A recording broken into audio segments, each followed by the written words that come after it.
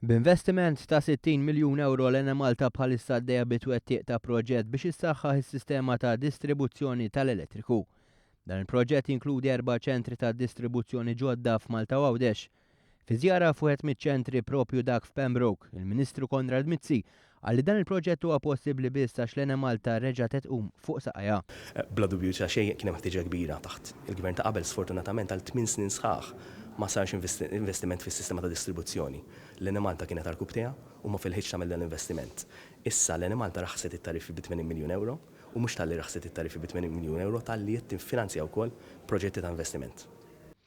F'Pembroke stajna nifmu li xogħol fuq iċ-ċentru ta' distribuzzjoni huwa lest u issa fadal biss l-aħħar fażi dik tal-ittestjar. Iċ-ċentru ta' distribuzzjoni f'Pembroke ser jirċievi l-elettriku minn ċentru ieħor fil-Kappara permezz ta' cables minn mina taħt l-art.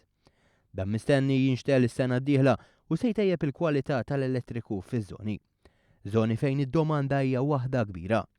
Għal nies ta' San Ġiljan u għall-lukandira fejn ħafna lukandi u ħafna ristoranti hawnhekk kien hemm il-ħtieġa li nsaħħu s-sistema tal-elettriku biex ikollhom is-supply li tiflaħ f'kull mument tal-ġurnata.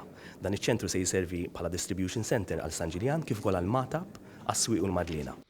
Iċ-ċentri l-ġodda l-oħra isiru f'Manuel Island, il-Marsa u x-Xewkija u Dex.